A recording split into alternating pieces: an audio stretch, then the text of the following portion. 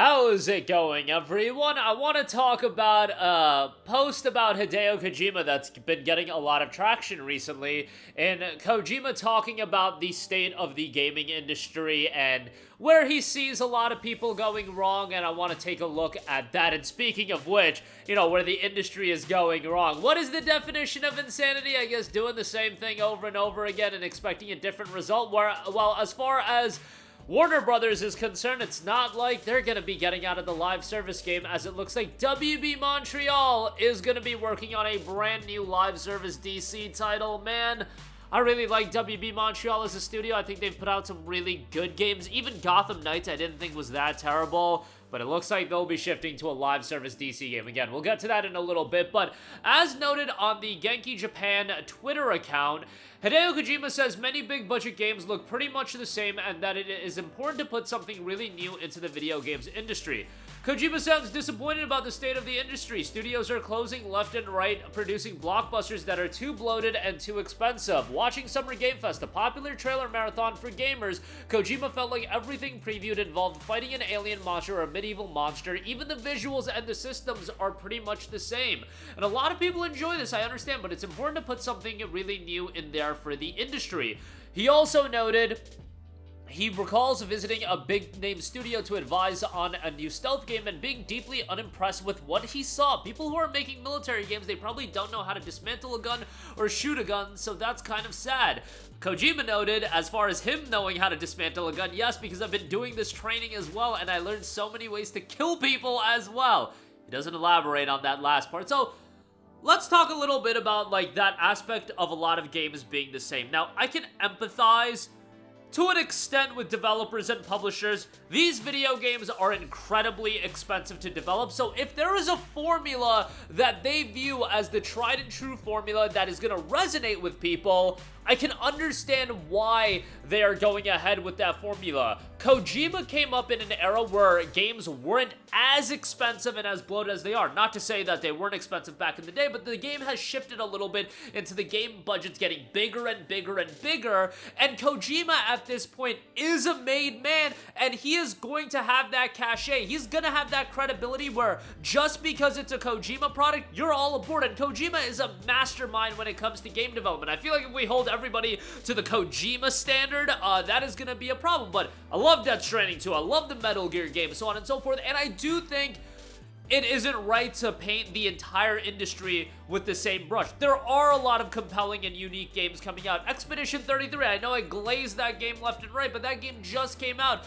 a couple months ago. Nintendo puts out some great games that have incredibly unique mechanics, if we want to talk about that. I look at something like Suda51's next game, Romeo is a Dead Man. I think that game looks super cool. Now, some of the games can be viewed as a little bit weird, a little bit out there, and I'm gonna think that that's what resonates with Kojima when games are a little bit out there, because think what you want about Death Stranding. I know a lot of people that aren't crazy about the game. I always said, first of all, I love Death Stranding. It's literally one of my favorite games of all time. But Death Stranding, even if you don't like it, I feel like you should be able to appreciate that game for how many different things that game tries, while also that game has a big budget, but fair play to Kojima. At this point, he's a made man where he is going to have that budget lined up behind him. He's gonna have all of the promotional vehicle lined up behind him. It's not like every development studio is gonna get that, and every publisher is gonna be like, yeah, we'll let you create something wacky and crazy, and we'll see how it goes. Here's all this money. I just don't think that's realistic to expect across the board, but I do think, creating some of those out there, wacky, zany experiences at a lower budget, a smaller budget, it can do really well, and it doesn't have to be wacky and zany. Romeo is a Dead Man, I would put it at kind of the zany category. Expedition 33 is not zany whatsoever. It's just an incredibly unique game. I do think there are games that are unique that are coming out, but we do see a lot of the same. We do see a lot of Souls-like action games, and I was thinking about, the explosion of Souls-like action games. I think from a development standpoint, it becomes an incredibly advantageous route to go through, because let's take a look at a regular action game like Ninja Gaiden 4, for example. Ninja Gaiden 4, you'd be hard-pressed to think that game is gonna be 20 plus hours. I doubt it's gonna even be that long. It's Ninja Gaiden at the end of the day. If it's like the other games, it'll be an in and out kind of experience and then you're done. At a $70 price tag, even a $60 price tag, that is starting to become a more and more difficult sell. A Souls-like game, it's not like Souls-like games have these insane budgets attached to them.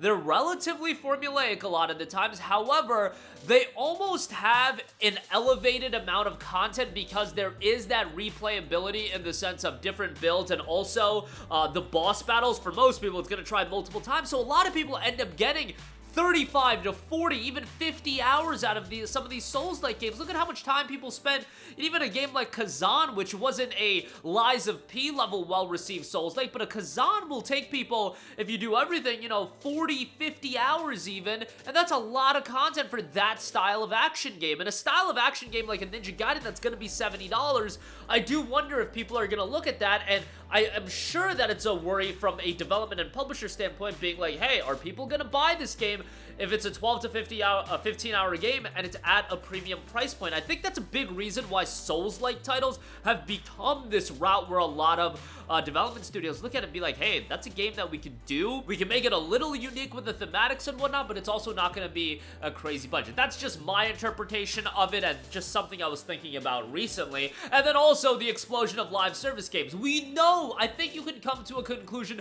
why studios are doing the things that they do. I can empathize with them. I can even empathize with, chasing the bag with live service game. What Sony does, I get why they decided to do with Concord. They don't have to convince me that, you don't have to convince me that there was a room of people and they all thought that they were cooking with gas and that they were going to have this world that they can monetize forever, and they're not going to stop trying to create those styles of experiences where they can monetize it for eons and eons, but the market is becoming oversaturated, and I do think there's a bit of that Souls-like fatigue there as well, which we've been seeing more of. But at the end of the day, if there's a community of people that really want those games and they're going to play those games and the budgets aren't crazy for those games, I just think it becomes a very attractive option. And I don't know if Kojima aligns with my thinking as far as that's concerned. He's a lot of the times talking about the various presentation aspects of these games. I'm talking about more of the design aspects and fundamental just styles of games that people are creating. And again, not everybody is going to have the leeway to be as out there as Kojima. I think Kojima at this point is a made man where if you have the Kojima label on there, people are going to be inherently interested. But a new development studio coming onto the scene, it's going to be a little bit of a hard sell for somebody to, first of all, have the funding to create something that is totally going to realize their creative vision, and also doing something that's a bit out there while not having a lot of credence behind you. I get it that there is that aspect of taking a risk, but we've seen so many Callisto Protocols, Immortals of Aveums, Wild Hearts, and so on and so forth. Wild Hearts just got ported to Switch, so fair play to you on that. But we've seen so many games that come out at these hefty price points. They have significant budgets attached to them. Then they end up bombing. Studio gets shut down. Massive layoffs. Again, Concord games of this ilk, and they happen over and over again, that it is depressing to see. And I'm not saying, like, I saw some crazy responses to the tweet, oh, gaming needs a hard reboot. Like, what are we gonna reboot into? Like, are we totally restructuring how games are sold, how games are created? Are you gonna say we go back to $60 games that have PS3 era technical performance and technical visuals? I mean, the toothpaste is out of the tube at this point. Like, people have their expectations as well. So it's just something to consider in terms of looking at it from all angles. I know it's a fun thing to say, and I hear from so many people, especially in my personal life, that aren't into gaming as much as they used to. And the thing I hear, oh, gaming is so fried these days, gaming is so cooked, and it's just like, the games that you focus on, if you're focusing on Call of Duty and all the skins that are coming out for that, if you're focusing on this live service game, that live service game all the time, we talk about that because we talk about the industry as a whole on this channel.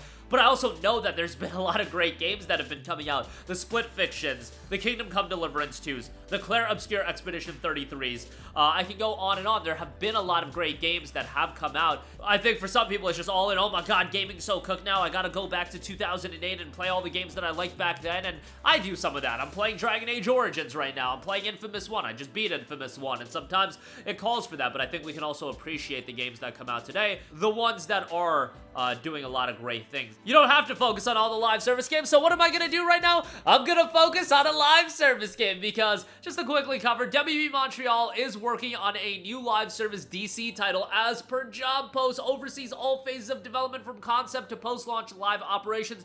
WB Montreal is the studio that did Batman Arkham Origins as well as Gotham Knights. Both games I didn't think were bad. Batman Arkham Origins I thought was really good. Gotham Knights I thought was okay. I know some people were super down on it. Warner Brothers is not going to stop trying to chase that live service bag. I think they think that if they can monetize the DC entity with a live service game for the long term, man, they'll just be printing money hand over fist and they can make a ton of money. I feel like WB has been making a lot of poor decisions. Monolith Productions getting shut down, Multiverse is getting shut down, them absolutely annihilating Rocksteady. Like, the annihilation of Rocksteady is almost as depressing, maybe just as depressing as the annihilation of BioWare. Just so depressing to see these studios that I grew up with just being absolutely fried. And now WB Montreal, not saying that they're this incredibly well-renowned studio, but I think they could do good work, and unfortunately, it looks like they'll be doing some sort of live service DC title. Now, live service inherently doesn't mean the game is a pile of trash. It's just WB. We've kind of seen their track record with live service titles, and it hasn't been very good, but we'll see how that turns out. That'll do it for me. Let me know all of your thoughts in the comment section down below. Do you agree with Kojima? Are you still finding things to really sink your teeth into in gaming these days? I mean, Death Stranding 2 again. Death Stranding 2, Split Fiction, Expedition 33, Kingdom Come Deliverance 2. Those are 4 games that are vastly different from one another, and I think are all incredibly compelling in their own way, and they all came out this year. So I think for those of you that have this idea that gaming is just cooked in its entirety, which I do see comments of people being like, I'm done with gaming, this is my last generation, so on and so forth. There are a lot of great games coming out, and I think 2025 has been a pretty great year if you really look at some of the best games that have come out this year. Throwing Donkey Kong in there, Mafia's coming out. You know, there's a lot of variety in the experiences if you are paying attention to what's coming out. But that's going to do it for me. Let me know all of your thoughts in the comment section down below. Sound off there. Thank you for watching, and goodbye. Hey guys, we hope you enjoyed the video, and if you did, make sure to hit the subscribe button, and if you're already subscribed, do us a favor and hit the bell icon. This way you'll be notified whenever we post a new video. That's the best way to keep up with all of our uploads, and we usually try to upload 2 videos a day. And with the bell icon hit, you'll be notified whenever we do upload a video. As always, thanks for watching.